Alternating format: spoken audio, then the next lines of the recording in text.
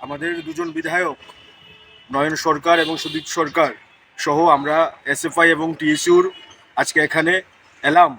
আমাদের রাজ্যের মধ্যে আপনারা লক্ষ্য করছেন যে এসটি এবং এসসি যারা স্টুডেন্টরা আছে তারা এই বছর সহ বিগত বছরগুলোতেও তাদের প্রাপ্ত স্টাইপেন্ড পাওয়ার ক্ষেত্রে বিভিন্ন দপ্তরের গাফিলতিতে তাদের বিভিন্ন সমস্যার সম্মুখীন হতে হচ্ছে। আমরা দেখলাম যে এসটি বিশেষ করে এবং ওবিসি এসসি যারা স্টুডেন্ট আছে তাদের পড়াশোনা ফেলে দিয়ে তাদের স্টাইপেন্ডের জন্য দপ্তরে এসে ধর্ণা দিতে হচ্ছে, বিক্ষোভ দেখাতে হচ্ছে। আমরা মনে করি ছাত্রদের কাজ হচ্ছে পড়াশোনায় মনোনিবেশ করা, কিন্তু আমাদের রাজ্যের এসটি এসসি ওবিসি ছাত্ররা তাদের স্টাইপেন্ডের জন্য রাস্তায় নামতে হচ্ছে, এটাই দুর্ভাগ্যজনক।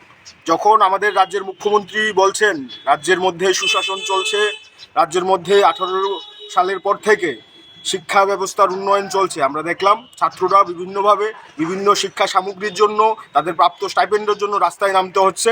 এর বিরুদ্ধেই আজকে আমরা এখানে ডেপুটেশন দিতে এলাম এবং আমরা মনে করি ছাত্রদের এই প্রাপ্ত স্টাইপেন্ড দ্রুত মিটিয়ে দিতে হবে এবং শুধুমাত্র এই বছর না, আমরা দাবি রাখবো আগামী বছর থেকে যাতে ছাত্রদের কোনো রকম হয়রানির শিকার না হতে হয় তার জন্য দপ্তরগুলোকে ব্যবস্থা গ্রহণ করতে হবে।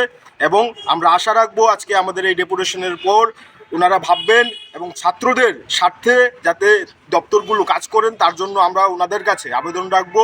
যদি তা না হয় আগামী দিনে আমাদের ছাত্রদের একত্রিত করে আরও বড় ধরনের আন্দোলনে নামতে হবে, কারণ ছাত্রদের পাশে থাকার জন্য এসএফআই টিএসইউ আমরা সর্বদাই মাঠে আছি।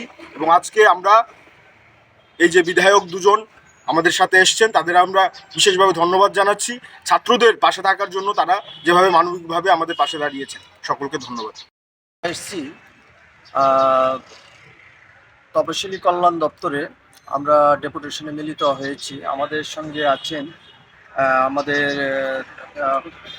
3 নং বিধানসভা কেন্দ্রের বিধায়ক নয়ন সরকার এবং আমাদের যে ছাত্র ফেডারেশন এসএফআই এবং টিউসির নেতৃত্বরা আছেন এখানে উপস্থিত। আমরা এসেছি মূলত বিশেষ করে তফসিলি কল্যাণ দপ্তর এবং ওবিসি কল্যাণ দপ্তর এবং তফসিলি উপজাতি কল্যাণ দপ্তরের অধীনে যে ছাত্রছাত্রীদেরকে যে স্কলারশিপের টাকা সঠিক সময়ে আমরা দেখছি সেক্ষেত্রে প্রদান করা হচ্ছে না।